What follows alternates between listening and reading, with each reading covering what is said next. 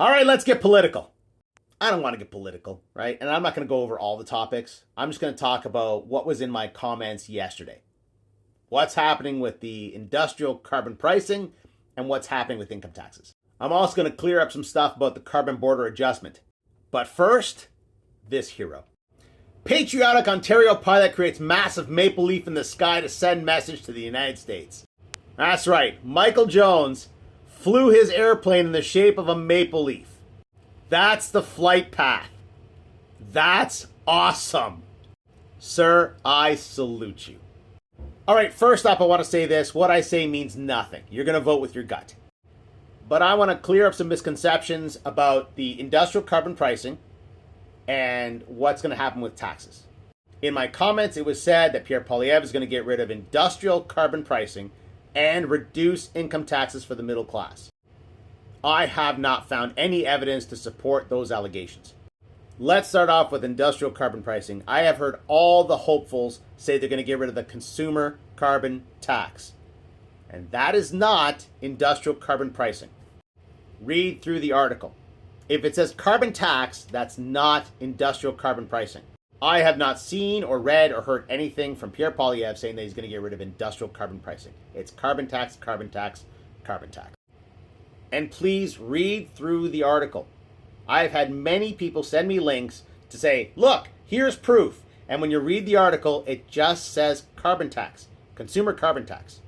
So maybe there's something out there. Maybe there's something I missed. I'll keep looking for it. But right now, all I see is consumer carbon tax. All right, middle class income taxes.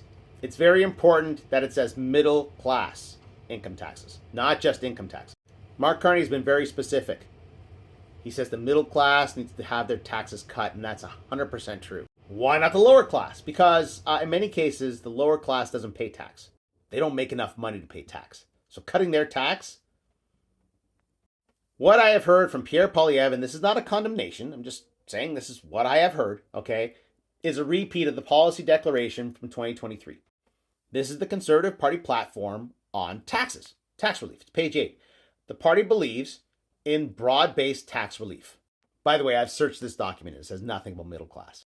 But let's keep going.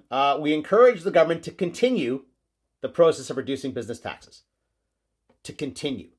Not to start, to continue. So for those of you saying that, liberals have increased taxes on business, well then why does it say reducing business taxes? Continue reducing. They talk about reducing the number of tax brackets. Will that be a gain for you? Will that be a loss for you? I guess depends on which brackets they get rid of and where you fall.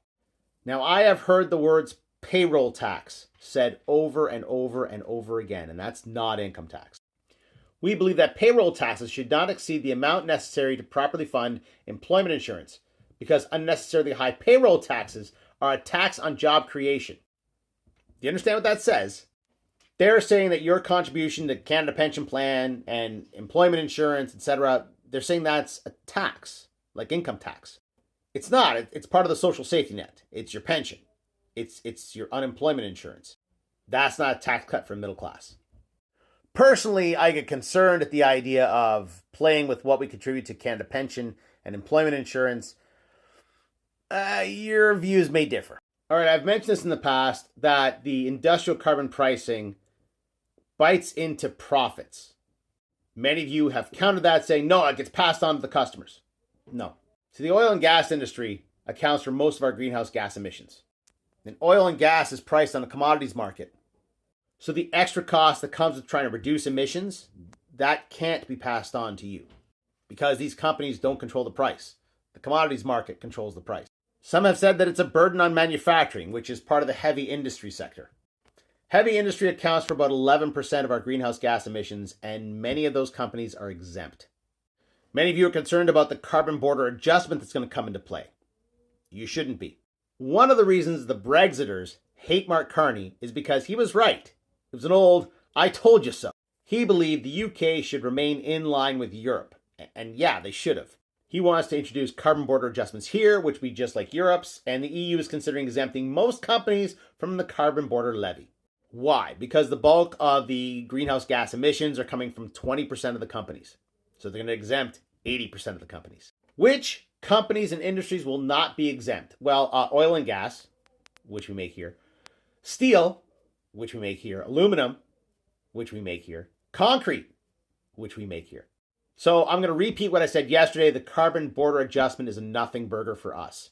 As I said off the top, you're going to go with your gut, okay? And all I'm saying is listen very carefully to what is said and read the articles very carefully. Don't be disappointed after the fact, like the Americans are, because you've assumed something is going to happen that was never said and never written. Or worse yet, totally said and then acted upon.